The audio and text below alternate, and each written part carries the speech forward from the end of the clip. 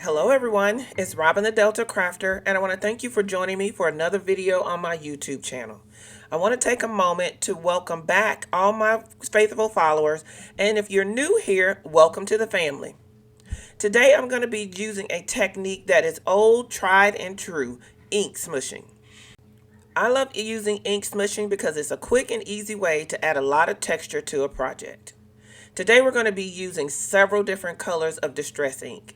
I have two colors of four different color families. So I have Fired Brick, Aged Mahogany, Bundled Sage, Peeled Paint, Spiced Marmalade, Crackling Campfire, Squeezed Lemonade, and Wild Honey. So I have two reds, two greens, two oranges, and two yellows. All of these are fall leaf colors, and so we're going to be creating some fall leaves with these inks. So with my ink duos, I chose one color that was light and one color that was dark. And we're going to be smooshing those colors onto some watercolor paper. So I just have a couple of pieces of scraps that I had in my stash, and I'm going to be using the textured side of the watercolor paper. There's a texture side and a smooth side to most watercolor papers, and I wanted to use the texture side because that's going to add another layer of texture to our leaves. So I'm going to come in with the Fired Brick color first. I'm bringing in my distress sprayer filled with water. I'm just going to spray a little bit of water onto that Fired Brick ink. Distress inks are water reactive, so you can see there that it was able to spread that smushed ink out, and I was able to pounce my paper into the watered down ink. I'm going to bring in my heat tool because I want to set this ink exactly the way it has kind of adhered to my paper. And you can see there we're getting some texture already because of the way the water has kind of dragged a little bit and moved. For my lighter colors, for all four color collections, we're going to pounce into that color twice. For our darker color, because it can easily cover up the lighter color, I'm just going to pounce into that darker color just once. That way we can get some of that lighter color to show through in the final product. So my darker color for the reds was Aged Mahogany, and I brought that in, smushed it down a little bit, sprayed a little water on it, and now I'm dragging my paper, or smushing my paper into that watercolor, that watered down ink. And I'm going to hit this with my heat tool. So in the end, each panel will have 3 layers of ink. And so between those 3 different layers of ink, we should get a lot of depth and dimension in this colors, because it's going to just pull up differently in different spots. And so some spots, like you can see there, won't even have any color at all. So when we take a closer look, we can see how we got a great variation of colors by using those 2 different colors of ink and smushing them in there different amounts of times. So for the remaining 3 colors, I'm just going to repeat that process. So Squeezed Lemonade was my lighter color. So I've pounced my paper into that Squeezed Lemonade one time. And now I'm ready to move on to Wild Honey, which is a darker, almost gold kind of color. Perfect for fall for sure. And so I'm just adding that, drying that really quickly. Then I moved on to my oranges. We started out with that Spiced Marmalade, and that's a beautiful light in between yellow and orange, kind of leaning more orange color. Crackling Campfire is a newer color in the Distress Ink collection. And I absolutely love the orange brightness that it brought to that ink smushing. For the greens, we put down that Bundled Sage and topped it off with Peeled Paint. Peeled Paint is a beautiful green color that is going to look great on these leaves. I wanted to use the Autumn Leaves Fancy Dies from Hero Arts for this technique and this project, because these are some larger dies and they cut beautifully.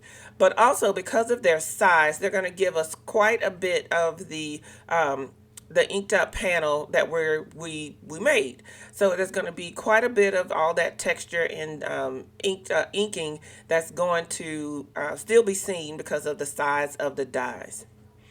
So I'm just going to take each one of the panels that I created earlier, kind of figure out which dies I want to use for each color. And because these panels are small, I can easily run them through my Hero Arts cutter, and that's my desktop cutter. It's a smaller cutter that is perfect for small projects like this. And you can see there what beautiful image we're going to get, and you can see all the depth of color that we're able to get on these larger dies. So I've run all of my leaves through there. And final one is the orange set. And get those last couple of leaves out of there. And I wanted to make sure that I used all the leaf dies in the set. So I kind of rotated through which dies I was going to use for which color. I'm also using the Grateful Words sentiment die set from Hero Arts for the sentiment that we're going to add to the card, which is gather. I thought that was appropriate for since this card has lots of leaves on it. So we're gathering like we would gather leaves.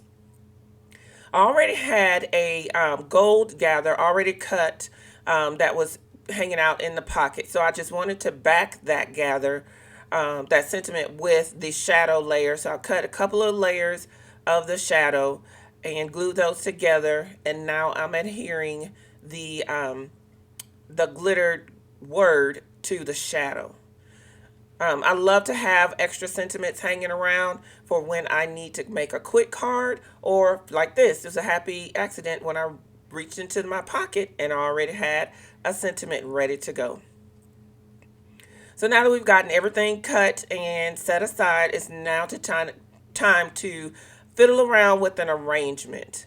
When I'm laying out my leaves, or any die cuts for that matter, I want to make sure that I'm conscious of color arrangement as well as size arrangement. Was happy with the arrangement I had. I brought in a piece of press and seal tape, picked up that arrangement, now I flipped it over, and now I'm adding some strong liquid adhesive to the back of those leaves so they can adhere to my card panel that I've cut down to be 4 by 5 1/4 inches rather.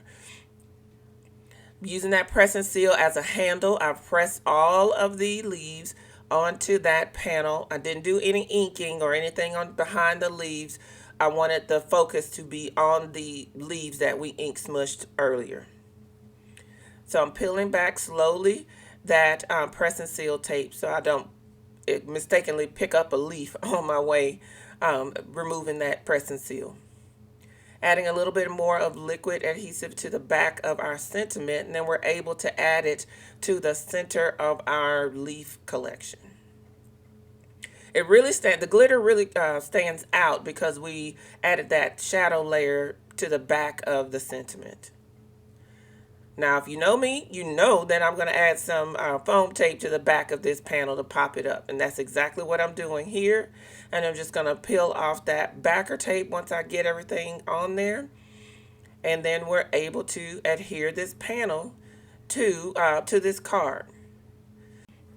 This was a really quick card to make. In all, it probably took me about 45 minutes. The ink smushing, even with the multiple layers of ink and the drying in between, really only took like maybe 10 minutes. Probably not even that long. Let me know in the comments below what techniques you guys use that are quick and easy that you can pull out in a pinch. I want to thank you all for joining me for another video on my YouTube channel. You can always find me on Instagram and Facebook at The Delta Crafter, as well as on my website, thedeltacrafter.com.